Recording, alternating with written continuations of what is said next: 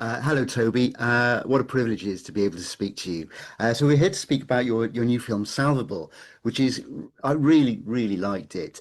Now, from the very opening, there's a very clear nod to Raging Bull, and it's well documented how De Niro what he put himself through for that film. I'm just wondering, from your own point of view, about your preparation for the boxing.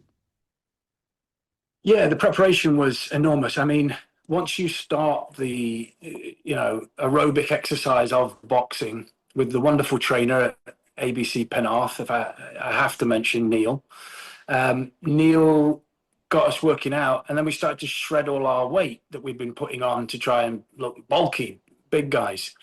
Because that was the style, like more like Gentleman Jim. If you go and watch that old Errol Flynn movie, the guys he's fighting, that kind of old burly person. And I thought, I like the burly thing, because if he's all sexy and shredded and all, you're not going to really buy that he lives in a field. And, there's so many things that rely on him not being impressive to look at, and looking strong also, because of course he has to get into this very, very rough altercation out of nowhere, seemingly. So, although if he hadn't been there, he might have been all right. So the training was making us very trim, and I say us because my dear friend Joel, who plays one of the other actors in the film, my dear friend at the gym, who's in the bare knuckle fight in the kind of warehouse. We started to get fit, and then we realized, man, this is all diet. So we've got to start eating fish and chips and eating fried chicken and eating Indians and making sure we're eating lots of takeout, crappy food to keep the bag of milk, as we called it. So yeah, it's a very hard, punishing regime working out, and also, it's not like a fight, obviously, but it's not like a fight in the sense that there's 12 3-minute rounds. Yep. You start at 7 and you're filming that one bit until lunchtime, and then you have a bit of lunch, and then you go back to filming that one. So it's hours of the day just pretending not to be hit. Very untough of us all, but it's exhausting. So there's a lot of output to remain bulky. It was work. It was a lot of work, and to do it without steroids, because I think that always just looks terrible. Yes, Bulky dudes who are shredded. It's just like, what? it's not good for you. Everyone's the Incredible Hulk now, and it's not good for you. Very good advice. Yeah, sage advice. So there's a bare knuckle fight in this that you directly are involved in, sort of halfway through. Can you tell me about the choreography of that? Because it's a pretty brutal fight. Yeah, so the big goal was we were watching a lot of the YouTube footage that's out there, the kind of stuff you can see online. Some of it's behind paywalls. They figured out, oh, people want to watch our fights, me versus the Gormans. So stuff we could get hold of, we were watching, and what we loved was this kind of messiness of it that felt so authentic. That was the kind of fight we wanted. We tried our best to have a little bit of a fight that he has to kind of stage, just be a journeyman and get beaten up by this young, promising guy. Um, so more of a professional boxing element. But the bare knuckle fight, it was just we'll choreograph it, but we'll kind of like we did with the script. We've got great writing. We're going to improv little bits just to give it that kind of rough edge authenticity. So that's kind of what we did with that fight. And the guy I did it with, just wonderful, and also unbelievably fit, just incredibly fit. And the more he trained, he just got bigger and bigger. I was like, okay, now he's going to rip my head off. So it was that. It was like some of the swings, we didn't say action, as you know, as a first, terrifyingly. We said, all right, we're all set, crew's all set, in your own time. And so he'd just sort of like decide to throw out either a left or a right, and it just gave a better reaction. So it was more about the reactions, we realized. That was what was selling on camera. So very choreographed, but also we just threw out a couple of those like unexpected, how he's going to start will give us the kind of movement we hoped. Now, you've got two directors on this, Bjorn Franklin and Johnny Marchetta. Um, Now, it's not unknown to have two directors on a film, the Coen brothers being the obvious one, but how does this work on set for you with two directors? You know, it worked great. I didn't know how it would work, but what the great thing is I realized that Johnny, for example, is much more of the editing element. So he's very much conversing with Bjorn, who's looking at immediate performance and energy and things like that. And Johnny's always kind of reminding him, yeah, but how's that going to cut through that? So they've both got the knowledge to do any of the jobs, but they work in a really good, comfortable pair. And that confidence in your directors, um, works great. It's just about confidence. So the more confident they are, the more people trust in what they're doing, and that's really what you're trying to get on set. You've worked with a load of terrific directors throughout your career, you know, from Oliver Stone to Ridley Scott to Spielberg, Matt Reeves, so many.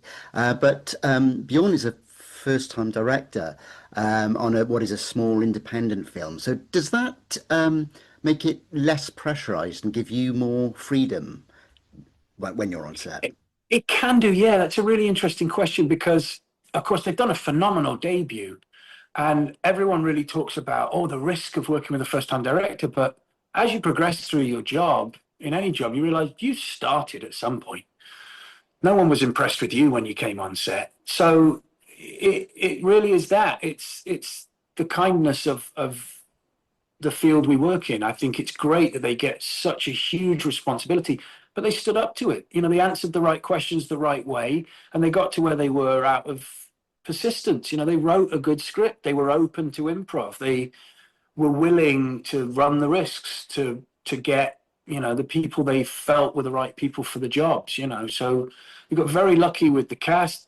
James Cosmo, you know, we just had wonderful people who were saying yes, and it started to give them more confidence. So really, you're just dealing with not, you know, the inexperience of knowing what green light means or, you know, any of the terminology, but just kind of the passion. And that really is infectious when you're doing work because that energy is what you want. You've got a producer credit on this, and I'm wondering, is that where you see yourself? And was that aspect of the film as a producer got Shia LaBeouf involved as well? So the producer credit was in order that, you know, the directors felt they had a voice because often as first time people, you don't get the credits. So they really asked for that to be, you know, if you're a producer, then we can kind of know that we've got that kind of artistic voice that's very loud. Because, you know, when you're dealing with the finance, art doesn't really come first. So that's where it originated. Furthermore to that, it helped, yeah, with casting. It helped with reaching out to, you know, the girl who plays my daughter and the woman who plays my wife, their mother and daughter. So getting those people attached, it helps, you know, because in the origin, they can't really get anything. They can't get in the door. So it was a help to, you know, I believed in them. I thought they had a great script. It was a story I wanted to tell. And so I wanted them to be able to meet the right people. You mentioned about the mother and daughter who play your wife and daughter in this, and they, as you say, they're real life mother and daughter. Um, you know you made quite a debut when you were very young. I know the actress who plays your daughter has been in other films. Did you find it easy to kind of put her at ease in terms of what were you know? I think she's done quite sort of big budget stuff, and this is a you know a different kettle of fish altogether. Did you manage to kind of persuade her into it, or you know put her at ease? You know what? She's got a wonderful family. Her mother's a brilliant actress. Her dad's a great, phenomenal actress. So she's from an acting family. And I think she came with her own kind of peace of mind. She's very good about, you know, what she spends energy wise, where she puts her effort. I enjoyed working with Keely. I just thought it was fun. What I try to do always with any actor I work with is crack jokes because I think it's a little bit. It can have the effect of like church, where like if you laugh, you're all right. You can get on with the all the serious stuff. But I think if that's not there, if everyone's serious beforehand, it's like it can cause a spook. So your energy is very important when you're doing a scene with an actor always, whether they're young and inexperienced or old and very experienced. You know, I learned that from from Philip Franks, who played Osborne in Journey's End that I did years ago on stage. You know, Philip was just such an old pro, which I'm sure is an unkind thing, and it might be. I don't mean it that way. I mean it a Yeah, loving term. He was yeah. brilliant, taught me a lot. So over the years, I've worked with so many brilliant older actors who do things like crack jokes and fool around and make it as light as possible so that when we go, everyone's just remembering lines and stage cues and lighting things. I think that's the way to do it. So yeah, she came very prepared though. She's She not she like is your typical inexperienced actress. she is terrific. There's two scenes, one especially outside the headmistress's office, which is such a terrific and sensitive scene. I kind of wonder how much work went into that, or was it kind of just and what I mean by that is that she's so good and you've got such a relationship up to that point that it just all came natural just to just do it in one take kind of thing. Yeah, she is very intuitive. She's very open to experiencing the moment. If the lines are delivered the right way, she lets herself feel the thing that's supposed to be felt.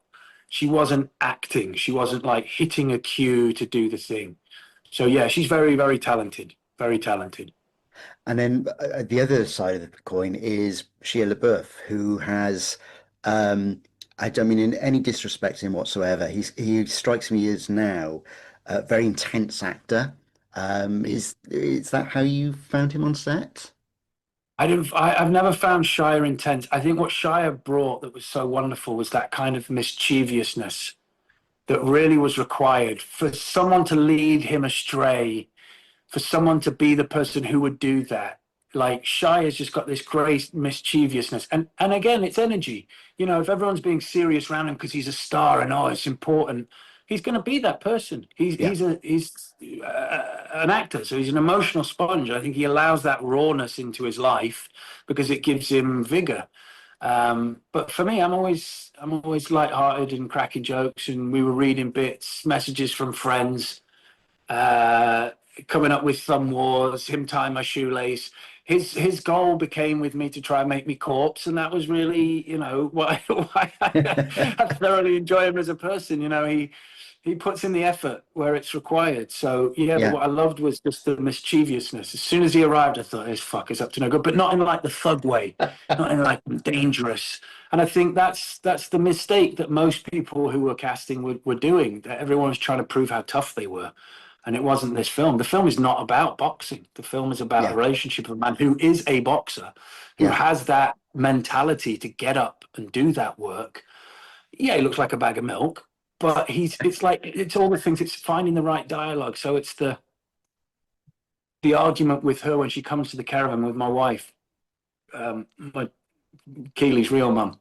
When she turns up and she says, "We've got all this dialogue and we're going over it," and I was like, "What's the bit?" It's the bit where he says, "So you can't give me any help." And if that was authentic, then I understood what the whole thing was. And for the pair of us, that's the great thing about working with great actors is when you say the line right, she comes back and she says, "Oh Christ, that's that bit there.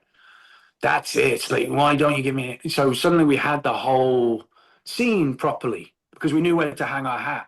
And so, there's that arty bit that's a bit goofy and silly and sounds a bit pretentious.